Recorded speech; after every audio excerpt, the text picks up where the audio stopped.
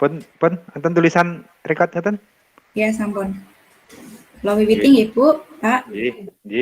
Nyuwun izin. Bismillahirrahmanirrahim. Assalamualaikum warahmatullahi wabarakatuh. Waalaikumsalam warahmatullahi wabarakatuh. Selamat malam yang kami hormati Bapak Wahyu Suranto, Ibu Rina, Bapak Supanjang, dan rekan-rekan peserta IHT, serta Bapak Darumoyo selaku fasilitator pada kegiatan hari ini. Marilah pertama-tama kita panjatkan puji syukur kehadirat Allah Subhanahu wa taala yang telah memberikan rahmat-Nya berupa kesehatan, keselamatan dan juga waktu luang sehingga kita diberikan kesempatan untuk bertemu berjumpa via daring pada kesempatan hari ini. Sebelumnya mohon izin saya di sini selaku pembawa acara akan membawakan kegiatan pada malam hari ini. Sebelumnya saya bacakan terlebih dahulu susunan acara. Yang pertama ialah pembukaan, yang kedua ialah acara inti, yaitu pemaparan materi pendidikan yang memerdekakan dan P3. Baik Bapak Ibu, karena waktu sudah pukul 8, maka mari kita segera mulai. Acara yang pertama ialah pembukaan. Marilah kegiatan pada hari ini kita buka dengan membaca doa terlebih dahulu. Saya persilahkan. Bismillahirrahmanirrahim. Ya, terima kasih. Semoga dengan pembacaan doa, kegiatan pada hari ini dapat berjalan dengan lancar. Ya, Bapak Ibu, mari kita menuju ke acara inti, yaitu pemaparan materi oleh Bapak Darumoyo MPD. Kepada beliau Bapak Daru, disilahkan. Terima kasih Ibu Putri, Bapak Ibu peserta HIAT yang saya hormati. Assalamualaikum warahmatullahi wabarakatuh. Waalaikumsalam warahmatullahi wabarakatuh. Assalamualaikum warahmatullahi wabarakatuh. Selamat malam Bapak Ibu. Semoga pada kesempatan hari ini selalu diberikan kesehatan, selalu terhindar dari virus corona. Amin. Bapak Ibu, sebelumnya saya mohon izin ingin menampilkan PowerPoint tentang pendidikan yang memerdekakan. Ini sudah bisa dilihat Bapak Ibu? Ya. Sudah Pak. Okay. Ya. Untuk hari pertama kemarin kita sudah mempelajari tentang pendidikan yang memerdekakan melalui Google Classroom. Bapak Ibu sudah masuk sedikit materi, lalu hari kedua ini materi tentang pendidikan yang memerdekakan. Tujuan akhir dari sesi ini nanti adalah Bapak Ibu akan presentasi tentang potensi atau karakteristik peserta didik pendidikan yang memerdekakan. Bapak Ibu tentu sudah menyimak video yang dipaparkan tentang pendidikan yang memerdekakan itu. Jadi pendidikan yang memerdekakan itu terinspirasi dari pemikiran Bapak Pendidikan Nasional yaitu Ki Hajar Dewantoro. Ibu, pendidikan di zaman kolonial bahwa pendidikan pada masa pendidikan Belanda sesuai dengan video itu pada awalnya hanya digunakan untuk memenuhi kebutuhan bangsa Belanda di Indonesia. Kemudian perkembangan selanjutnya pendidikan digunakan sebagai alat penjajah untuk mencetak tenaga kerja murah atau pegawai rendahan yang sangat diperlukan untuk perusahaan-perusahaan sehingga invasinya di Indonesia tetap berlanjut. Ya.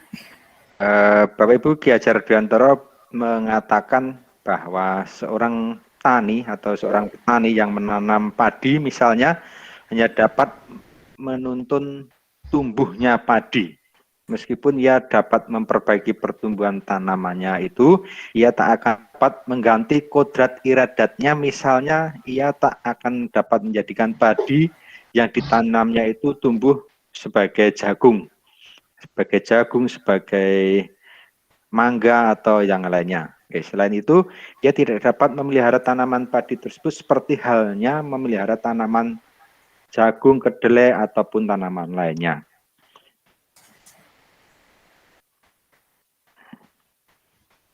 Jadi pendidikan merdeka itu adalah berdaya upaya dengan sengaja untuk memajukan hidup, tumbuhnya budi pekerti, rasa, pikiran, roh,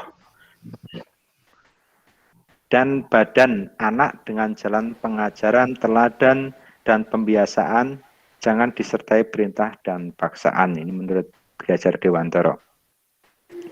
Ki Hajar Dewantara mengatakan bahwa pendidikan itu berhamba pada anak. Nah, Bapak Ibu, ini relevansinya kata-kata ini dengan peran Anda sebagai pendidik, kira-kira seperti apa, Bapak Ibu? Mungkin ada yang mau sekalian dijawab juga bahwa contohnya dalam penerapan di pendidikan sekolah itu seperti apa?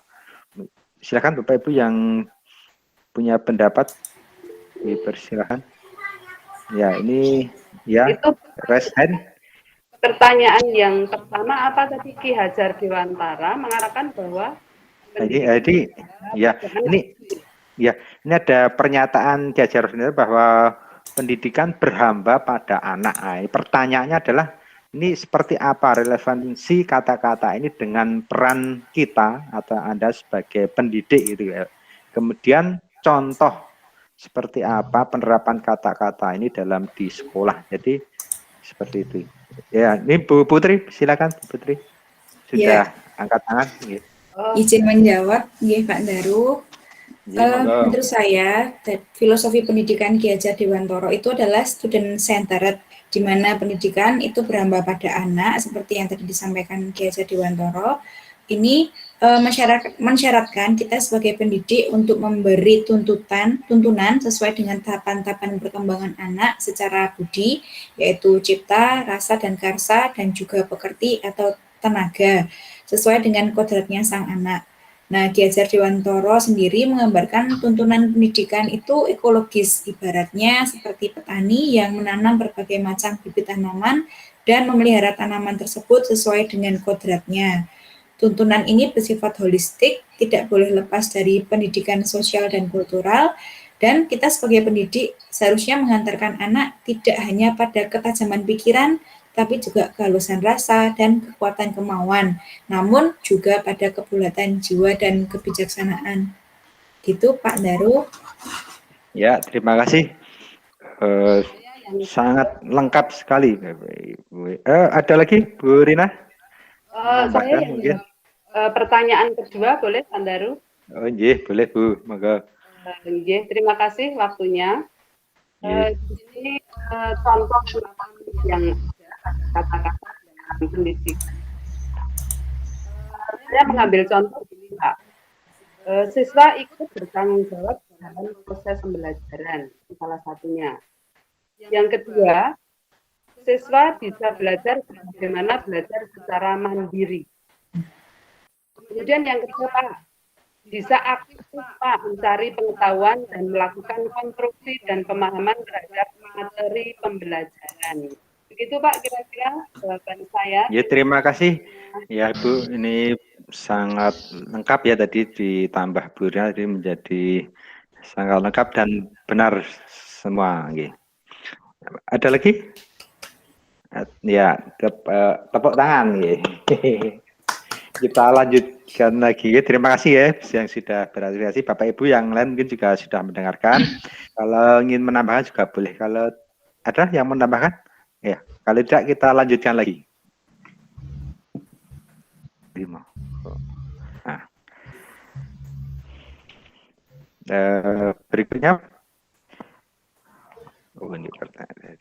Jadi Ki Hajar Dewantara itu selain tadi ada juga ini menjelaskan mengenai tujuan pendidikan yaitu menuntun segala kodrat yang ada pada anak-anak dapat mencapai keselamatan dan kebahagiaan yang setinggi-tingginya, baik sebagai manusia maupun sebagai anggota masyarakat. Ya, ini pernyataan Pak Ki Hajar Dewantoro, Bapak Ibu. Pertanyaannya adalah bagaimana pemikiran ini dapat diterapkan di sekolah Bapak Ibu, di sekolah Anda gitu. Ada yang mau berpendapat Bapak Ibu? Bagaimana?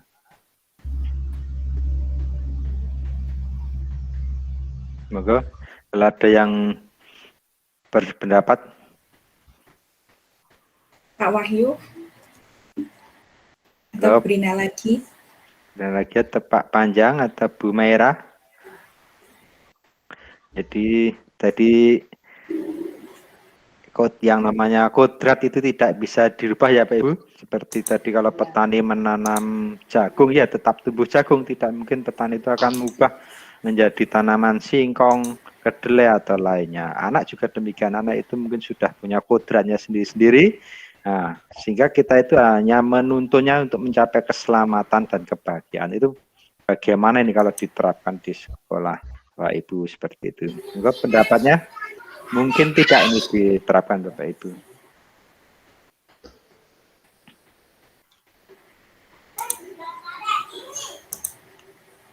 Mungkin ya Pak.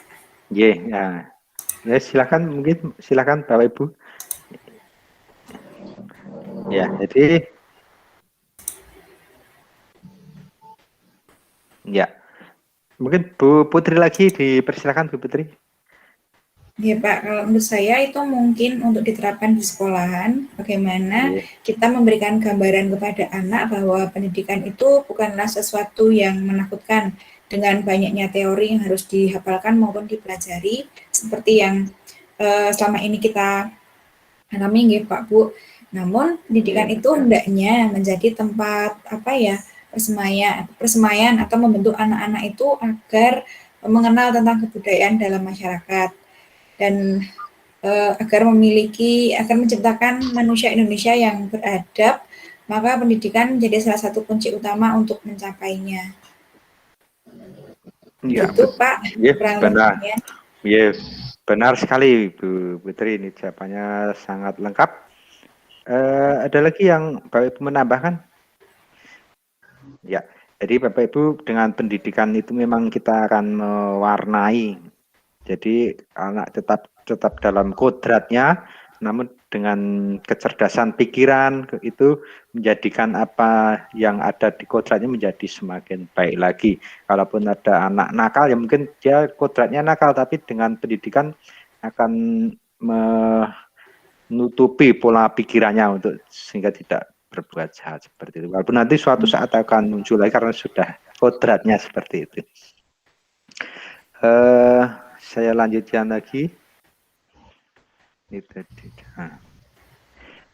Bapak Ibu, menurut Bapak Ibu, mengapa penting bagi kita untuk mengenal peserta didik kita dalam menerapkan pendidikan yang memerdekakan?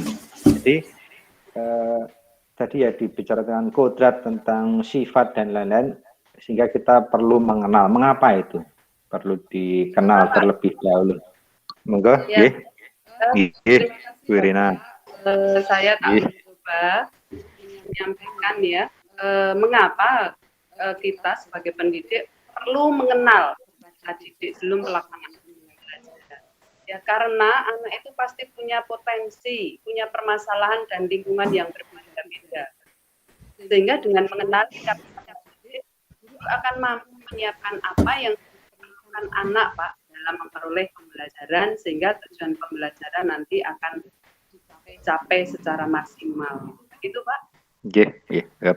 Ya, benar sekali, Bu Rina. Jawabannya sangat lengkap dan jelas. Ya, Bapak Ibu. Mungkin ada yang menambahkan, Bapak Ibu? Cukup ya? Sudah lengkap, Pak. Ya, sudahlah sangat lengkap. Kita lanjutkan lagi.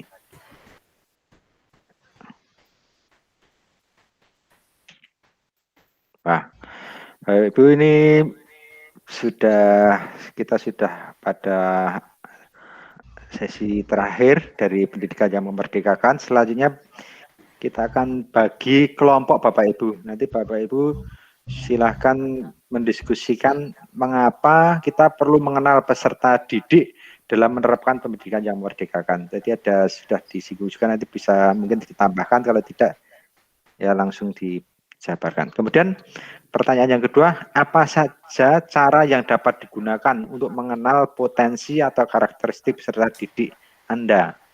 Ini jelaskan. Terus nanti dipresentasikan dalam diskusi kelompok nanti Bapak Ibu masing-masing untuk berpendapat ya.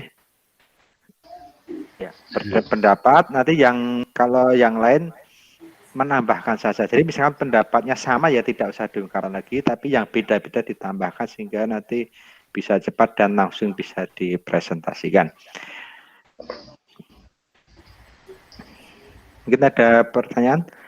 Ya, Bapak Ibu, kalau tidak ada pertanyaan, ini nanti bisa langsung diskusikan kurang lebih 2 menit ya, 2 menit terus langsung presentasi. Ini kita bagi menjadi 3 kelompok ya Bapak Ibu. Ini masing-masing 2. Ini ada 6 hari. Ya, ini kalau kita anggap 18 dibagi 3 itu ya 6. Nah, seperti itu.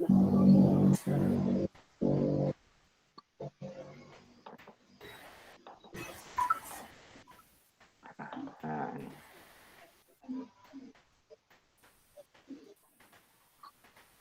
ini Bapak Ibu, diskusinya sudah selesai. Sekarang kepada kelompok 1 dipersilahkan untuk presentasi.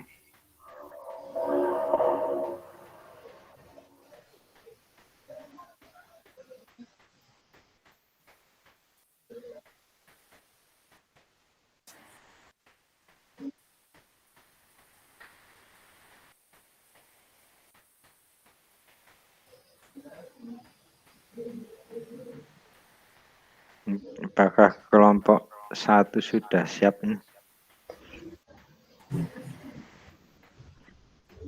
Sudah, Pak. Oh, okay. Nah, ini kelompok 1 sudah selesai ya ini ya jawabannya. Ya, ini kita lihat sama-sama ya Bapak Ibu, hasil jawaban kelompok 1 bisa sudah lihat Bapak Ibu? Sudah. Oh, okay. Nah, ini cara mengenal potensi karakter serta didik. Wah, ini bagus sekali. Jadi menjadi teladan untuk perilaku anak didik. Nah, ini bahwa guru harus menjadi sosok yang ditiru oleh peserta didiknya. Hal tersebut mengharuskan guru untuk menjadi teladan perilaku baik bagi anak didik sehingga peserta didik mampu mencontoh hal baik tersebut. Kemudian memahami lingkungan sekitar. Jadi dari kelompok 1 ini menjelaskan bahwa lingkungan sekitar anak sangat berpengaruh terhadap karakter yang dimilikinya. Bisa saja seorang siswa tumbuh besar di keluarga yang broken home dan kerap mengalami kekerasan dalam rumah tangga, mengakibatkan ia tidak mampu fokus dan berkonsentrasi di sekolah karena berlaku di rumah. Kemudian berikutnya mengenali peserta didik lebih dalam,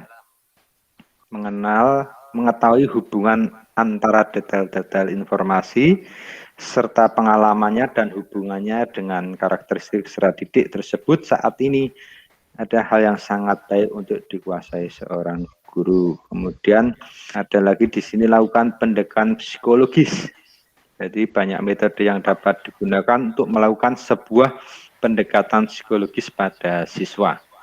Jadi ini bisa dilakukan dengan wawancara, bertanya tentang hal-hal yang penting dan dekat dengan anak atau berdiskusi tentang hal-hal yang menarik bagi anak. Kemudian perilaku siswa dengan adil. Jadi satu kelas bisa berisi banyak anak dengan latar belakang yang berbeda-beda pula. Setelah untuk memperlakukan mereka dengan adil tanpa membeda-bedakan suku, ras, agama, golongan, dan lain-lain. Adil tidak berarti sama rata, tetapi memberikan sesuatu sesuai porsinya dan kebijaksanaan. Dan masuki dunia mereka. Di memasuki dunia para siswa adalah hal yang selanjutnya dapat dilakukan untuk memahami karakteristik peserta didik. Jadi kita cobalah untuk bergabung bersama para siswa ketika sedang bermain, menyanyi, atau aktivitas lain yang disukai oleh para siswa. Kemudian terakhir ini untuk dijadikan sahabat. Jadi diperlukan inisiatif dari guru untuk lebih dekat dan jadi sahabat bagi sang murid gitu ya, ini supaya lebih mengenali karakter dan perilakunya. Terima kasih, ini kelompok 1 nih. Ya, kemudian silakan ini kelompok 2 ini ya, seperti ini. Karakter. Mungkin ada yang membacakan ini. Monggo kelompok 2 si wakilnya untuk mempresentasikan ini. Ya. Monggo. Bis. Jadi cara mengenal karakteristik peserta didik ini menurut kelompok 2. Bu Rina mau membacakan? Pak Wahyu saja, monggo. Oh, Pak Wahyu, monggo. Bisa terbaca tidak nih?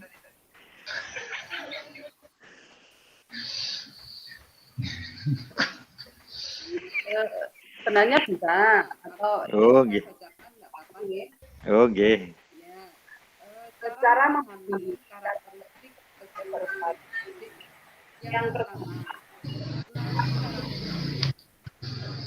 temperamen peserta didik, yaitu guru harus bisa memahami temperamen karakteristik peserta didik yang akan diberi materi pelajaran. Hal tersebut menjadikan guru dapat mengetahui karakter peserta didik antara yang satu dengan yang lainnya. Kemudian yang kedua tidak kelihatan. Oh, yang kedua nih. Nah, ini. Amati peserta didik selama proses belajar. Maksudnya begini, sebagai guru mengamati peserta didik selama proses pembelajaran sangatlah penting untuk memahami karakteristik peserta didik. Hal ini dilakukan guna mengetahui sejauh mana peserta didik menerima pembelajaran dari Yeah. Kemudian yang kedua, komunikasi dua arah. Dengan komunikasi dua arah menjadi penanda karakteristik guru dan peserta didik abad 21 sebagai sarana mengetahui sudut pandang dan peranan peserta didik sehingga peserta didik dapat menyampaikan apa yang ingin diketahui melalui komunikasi. Yeah. Yang keempat, menyertakan peserta didik pada program pengenalan diri. Maksudnya peserta didik perlu mengenali potensi dirinya sendiri, bukan hanya karakter, tapi juga bakat minatnya. Semakin baik peserta didik mengenali dirinya sendiri, semakin mudah guru menyampaikan pembelajaran. Ya, terima kasih untuk kelompok 2. Terima kasih Bu Rina. Ya. Kemudian kelompok 3 mungkin ini saya tampilkan dulu. Ya. Kelompok 3, sinten nih kelompok 3? Humaira itu kelompok 3. Oh, oke. Bu Maira mungkin. Mari kelompok 3 ini jawabannya dibacakan.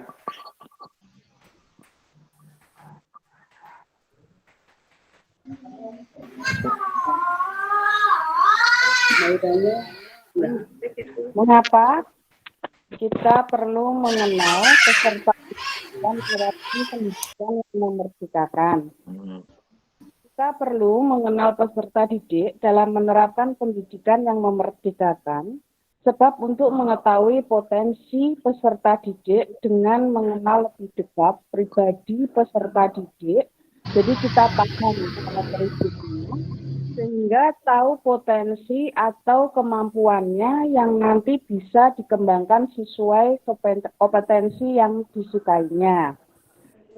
Kemudian yang kedua, apa saja cara yang dapat digunakan untuk mengenal potensi karakteristik peserta didik? Apa saja cara yang dapat digunakan untuk mengenal potensi karakteristik peserta didik Anda? Jelaskan. Cara untuk memahami karakteristik peserta didik diantaranya adalah 1. Menjadi teladan untuk perilaku anak didik. Yang kedua, senantiasa mengevaluasi diri. Ketiga, memahami lingkungan sekitar anak. Dan yang mengenal peserta didik lebih dalam. Yang kelima, lakukan pendekatan psikologis. Yang keenam, perlakukan siswa dengan adil. Kemudian, memasuki dunia mereka. Dan yang terakhir adalah menjadi sahabat bagi peserta didik. Mungkin itu, Pak Daru. Ya, terima kasih, Bu. Ini sudah benar semua ya, tadi yang dipresentasikan saling melengkapi antara kelompok 1, 2, dan 3. Ada beberapa kesamaan, namun itu tetap menguatkan. Jadi lengkap, Bapak Ibu. Bapak Ibu, ini untuk saat untuk pendidikan yang memerdekakan ini kita sudah selesai. Jadi ya, ini tadi sudah Bapak Ibu diskusikan. Nah, ini sampai jumpa lagi. Ya. Ini saya tutup ya Bapak Ibu. Terus kita masuk ke profil pelajar Pancasila. Saya tampilkan dulu.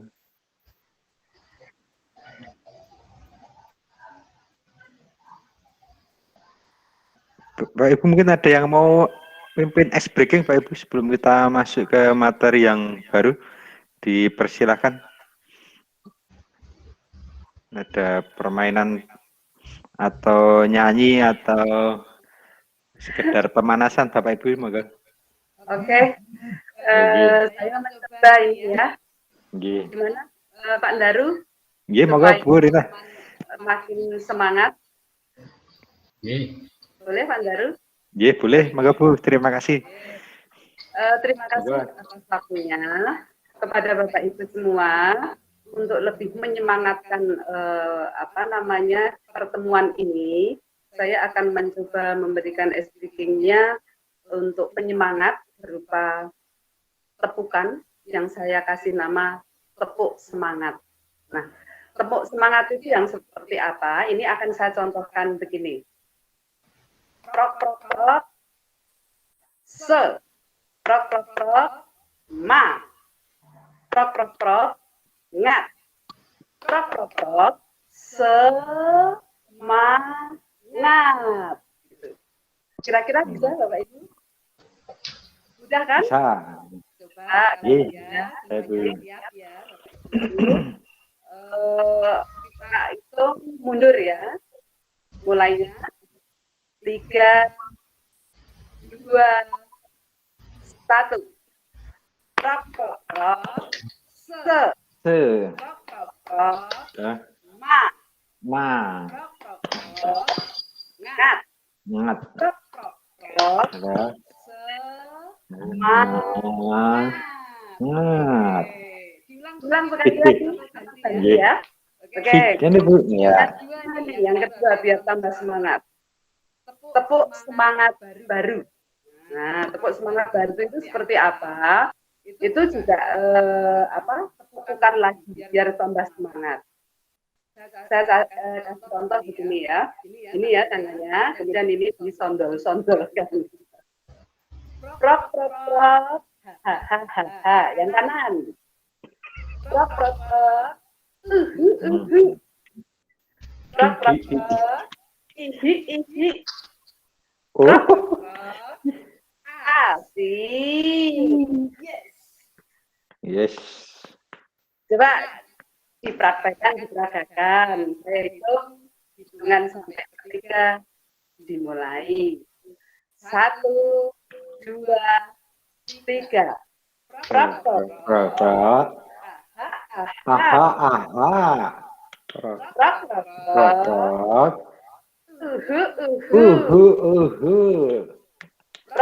prok, prok. Ihi. Prok, prok, prok. Asik. Asik, yes. Yes. spontanitas saja ketika ada di kegiatan pramuka ada tepuk semangat. Nah, di sini untuk menyemangatkan Bapak Ibu di malam hari ini, mudah-mudahan bisa lebih semangat. Mohon maaf, terima kasih. Saya kembalikan Pak Dari. Luar biasa sekali, terima kasih Bu Rina. Bu Rina ini pembina pramuka dan sekaligus koordinator dari para pembina pramuka, dan ini tadi diterapkan di pembelajaran tetap bisa ya Pak Ibu, jadi nanti di kelas juga bisa demikian sehingga anak-anak menjadi tambah semangat. Selanjutnya ini saya tampilkan tentang profil pelajar Pancasila.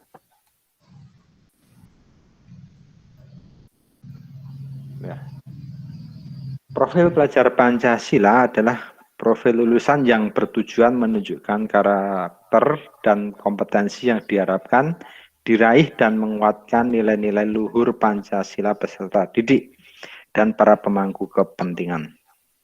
Jadi ada 6 dimensi dengan penjabaran elemen di masing-masing dimensinya. Ini Bapak Ibu bisa lihat di sebelah kanannya ini. Ada yang pertama ini adalah beriman, bertakwa kepada Tuhan Yang Maha Esa, berakhlak mulia. Kemudian berkebinekaan global, tandanya ini Bapak Ibu ada gambar global ini. Kemudian bergotong royong, ini ada tangan menyatu. Kemudian kreatif, ada gambar lampu menyala. Dan bernalar kritis, nah, ini ada gambar roda-roda pengaturan. Kemudian mandiri, jadi 6 dimensinya ini. Nah, ini penjelasannya Bapak Ibu satu persatu. Beriman, bertakwa kepada Tuhan Yang Maha Esa, dan berakhlak mulia. Di pelajar Indonesia yang menghayati keberadaan Tuhan dan selalu berupaya mentaati perintah serta menjauhi larangan sesuai dengan ajaran agama dan kepercayaan yang dianutnya.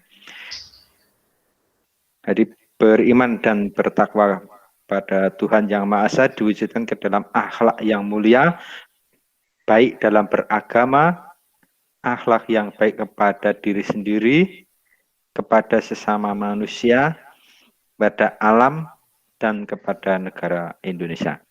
Bapak Ibu, kita tahu agama di Indonesia itu apa saja sekarang ini ya? Mungkin yang punya pendapat Pak Ibu. Ada Islam, Katolik, Kristen, Hindu, kepercayaan, ada kepercayaan, aliran kepercayaan, ada Konghucu, ya pokoknya kalau sudah aliran kepercayaan diakui sebagai agama juga, artinya ini bisa luas nanti Pak Ibu ya. Ya, terima kasih. Apapun yang dianut agamanya itu di sini diharapkan kita semua dan itu untuk beriman dan bertakwa. Kemudian berkebinekaan global. Pelajar Indonesia yang berkebinekaan global memiliki identitas diri yang matang, mampu menunjukkan dirinya sebagai representasi budaya luhur bangsanya, sekaligus memiliki wawasan serta keterbukaan tentang eksistensi ragam budaya daerah, nasional, dan global. Pelajar Indonesia memiliki sikap hormat, menghormati keberagaman dan toleransi terhadap perbedaan. Untuk mencapai kebinekaan global, pelajar Indonesia harus dapat mengenal dan menghargai budaya, dapat berkomunikasi dan berinteraksi antar budaya, berefleksi dan bertanggung jawab terhadap pengalaman kebinekaan serta keadilan sosial. Bapak Ibu, ini tentang keadilan sosial. Ini kalau adil itu kira-kira sama atau tidak Bapak Ibu? Kalau bicara tentang adil gitu berarti apa yang terbersit di dalam pikiran Bapak Ibu? Apakah membagi sama atau tidak atau bagaimana? Mungkin ada yang punya pendapat? Kalau adil itu tidak harus sama Bapak. Yang penting peruntukannya itu sesuai dengan kebutuhan. Karena begini, Misalnya anak TK, butuhnya kan kalau misalnya mau jajan, itu tidak lebih dari jajanan anak-anak TK lah, atau anak-anak sebayanya. Itu saya contohkan seperti itu. Misal sekarang anak posisi di sekolah lanjutan menengah, misalnya SMP, kepingin jajan. Nah, kalau ukurnya kan tidak harus sama dengan yang dibutuhkan oleh anak yang posisinya di fase tingkat TK. Seperti itu, Pak. Oke, betul, benar sekali Bapak. Benar sekali Bu Rina. Terima kasih. Jadi bahwa adil itu tidak harus sama ya Bapak Ibu. Ya, kita lanjutkan lagi. Mandiri. Jadi pelajar Indonesia memiliki prakarsa atas pengembangan dirinya yang tercermin dalam kemampuannya untuk bertanggung jawab, memiliki rencana strategis, melakukan tindakan dan merefleksikan proses dan hasil pengalamannya. Untuk itu, pelajar Indonesia perlu memiliki kesadaran akan diri dan situasi yang dihadapi serta memiliki regulasi diri. Ya, ini untuk mandiri tidak perlu penjabaran lagi, Bapak Ibu. Kemudian bergotong royong. Jadi pelajar Indonesia memiliki kemampuan untuk melakukan kolaborasi dengan sukarela agar kegiatan yang dikerjakan dapat berjalan lancar dan mencapai tujuan untuk kebaikan bersama. Pelajar Indonesia selalu berusaha melihat kekuatan-kekuatan yang dimiliki setiap orang di sekitarnya yang dapat memberi manfaat bersama, mencegah terjadinya konflik dan tidak memaksakan kehendak pada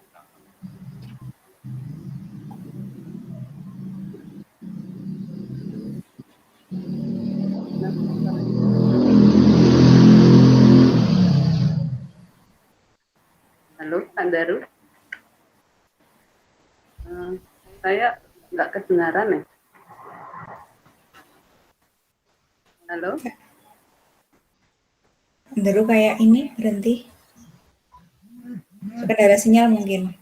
Oh iya, iya.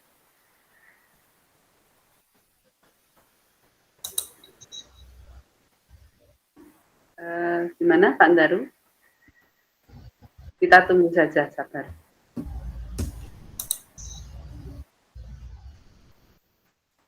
Mungkin sambil menunggu Pak Daru, Bu Putri. Ya, pripun Bu? Materinya tadi sampai di mana ya?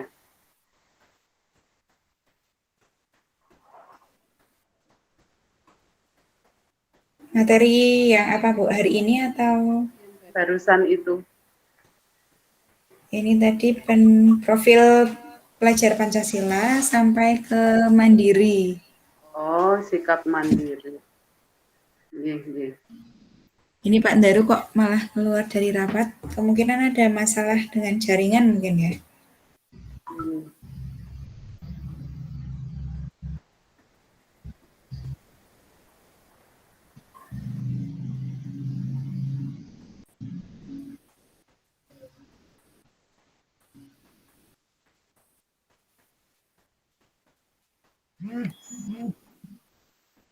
Ini sudah masuk kembali. Ya. Maaf. Oke. Malah terputus ya Pak Ibu. Tapi ini rekamannya tetap lanjut ya sepertinya. Iya. Nah, ya, ini saya lanjutkan Bapak Ibu. Ya, tadi sampai bergotong royong. Nah, Bapak Ibu, contoh gotong royong kira-kira apa Bapak Ibu di lingkungan tinggal anak atau kita gitu. Mungkin yang berpendapat, yang belum berpendapat dulu, coba saya ingin mendengar suaranya mungkin dari Pak Supanjang, Pak Wahyu. Kira-kira kalau bergotong royong itu seperti apa contohnya?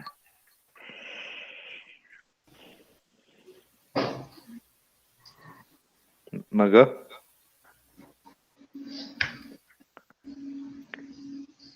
Bapak Wahyu, monggo. Ini sebenarnya sudah siap. Iya. Kalau menurut saya ya gotong royong itu ya bekerja sama dengan kelompok. Jadi kalau ada pekerjaan sesuatu Misalnya yang paling sederhana misalnya adalah memindahkan batu secara beramai-ramai. Jadi kalau dia itu kesulitan atau kelompok itu kesulitan, dia itu bisa membaca peluang apa yang bisa disiapkan. Misalnya ada yang ingin mencari alat bantu, kemudian ya pokoknya kalau pekerjaan itu bisa selesai dengan sebaik-baiknya, seefisien mungkin. Nah itu contoh kecil dalam bergotong royong gitu. Ya, terima kasih Pak Wahyu, sangat benar sekali ya Pak Wahyu. Jadi gotong royong itu bisa mungkin karena diundang lalu bersama-sama menyelesaikan sesuatu, tapi bisa juga kesadaran diri ketika melihat tetangganya atau temannya kira-kira mungkin tidak minta bantuan, tapi kok seperti membutuhkan bantuan lalu memberikan bantuan sehingga bergotong royong. Boleh? Ya, betul. Ya, terima kasih Pak. Ini ada lagi Bapak Ibu yang mau memberikan contoh gotong royong di lingkungan sekolah atau masyarakat sebagai bentuk wujud profil pelajar Pancasila?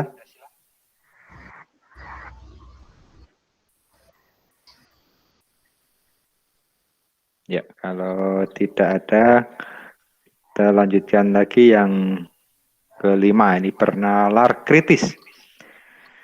Pelajar Indonesia yang bernalar kritis, berpikir secara objektif, sistematik, dan saintifik dengan mempertimbangkan berbagai aspek berdasarkan data dan fakta. Jadi data dan fakta yang mendukung sehingga dapat membuat keputusan yang tepat dan berkontribusi memecahkan masalah dalam kehidupan, serta terbuka dengan penemuan baru.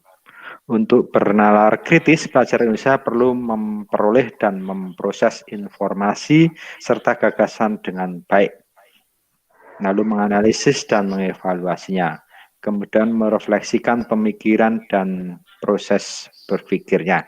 Bapak Ibu mungkin ada yang mau memberikan contoh sehingga perlu berpikir kritis. Dipersilakan Bapak Ibu yang punya pendapat, misalkan apa gitu, lalu sehingga kita harus berpikir kritis bahwa kalau pengetahuan itu bersifat dinamis ya Bapak Ibu. Mungkin siapa yang sudah angkat tangan?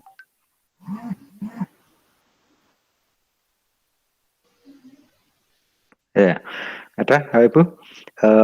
Kalau kita melihat kurikulum ini juga kita perlu berpikir kritis ya Ibu, karena kurikulum mungkin ada yang mengatakan bahwa kurikulum ini ganti menteri ganti kurikulum, tapi sebenarnya tidak seperti itu. Sebagai pembelajar bahwa sesuatu itu bersifat dinamis, artinya menyesuaikan perkembangan zaman. Ini sesuai dengan konsepnya Ki Hajar Dewantara Bapak Ibu, sehingga kita perlu berpikir kritis dalam artian melihat data dan fakta yang ada sehingga perlu melakukan perubahan, jadi tidak statis.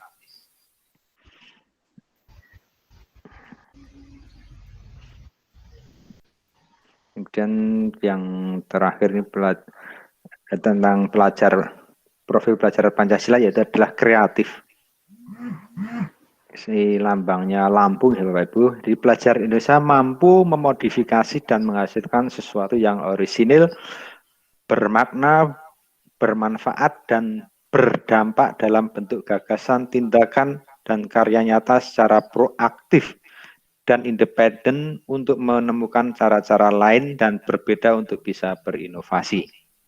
Jadi pelajar Indonesia yang kreatif adalah pelajar yang bisa menghasilkan gagasan, karya, dan tindakan yang orisinil, memiliki keluasan berpikir dalam mencari alternatif solusi permasalahan. Mungkin Bapak Ibu mau memberikan contoh nih, contohnya kira-kira apa ini? Ada seperti apa, lalu sehingga perlu berpikir kritis. Yuk, moga yang punya pendapat, yang mau memberikan contoh, Bapak Ibu.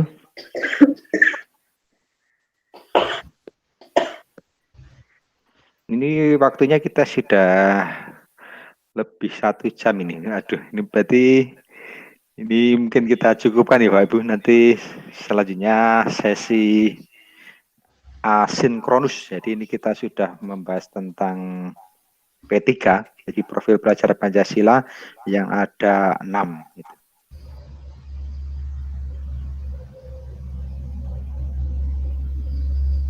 Pak Ndaru, maaf, ini Bu Putrinya kenapa ini?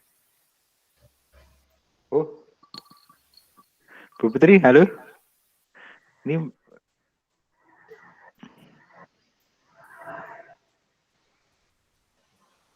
Bu, sepertinya ada gangguan sinyal ini.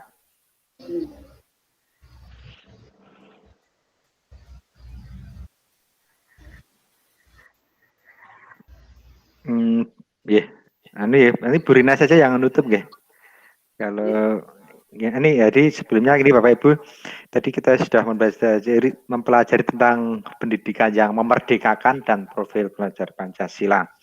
Ya, nanti Bapak Ibu selanjutnya dipersilahkan untuk mengerjakan sesi asinkronusnya di laman Google Classroom Bapak Ibu. Ini sebelum saya mengakhiri, Bapak Ibu, saya mohon maaf apabila banyak kata-kata yang salah. Tadi ada sinyalnya sempat putus juga dan baru nyambung lagi. Oke, Bapak Ibu, untuk selalu menjaga kesehatan ya, sehingga nanti kita ke depan ini bisa menyelesaikan IHT ini dengan lancar. Waktu saya kembalikan kepada moderator. Halo Bu Rina. Terima kasih. Ini saya menghandle karena mungkin barangkali Ibu Putri ada kendala di internetnya. Mohon maaf. Nah, untuk ini saya ambil alih saja. Berhubung di tengah-tengah kita juga sudah hadir banyak teman tadi yang belum sempat hadir. Ini ada Pak Widodo juga baru bergabung. Tadi sudah disampaikan paparan dari Pak Ndaru sebagai pengajar untuk kali ini. IHT atau pembelajaran yang bertemakan tadi profil pelajar Pancasila dan pendidikan yang memerdekakan telah selesai. Maka untuk kita semua dengan waktu yang sudah dianggap cukup, barangkali tidak ada yang mau menambah, maka kita cukupkan. Atau mungkin ada yang mau menambah terlebih dahulu sebelum kami tutup.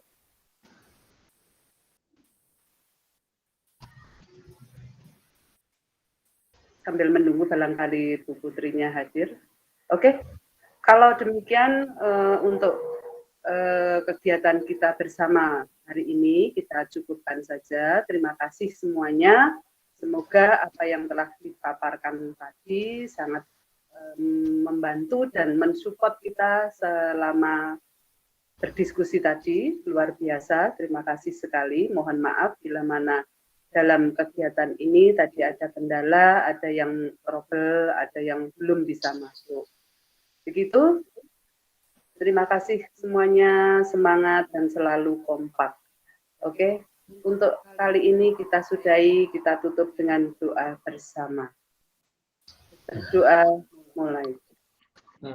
Alhamdulillahirabbil alamin. Terima kasih, sampai jumpa lain waktu. Terima kasih.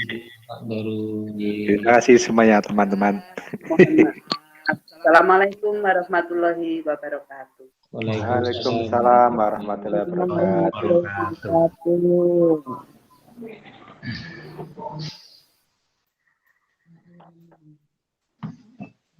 Direkod to niki Pak Ndaru? Nggih niki. Niki kalau stop print ane. Ya.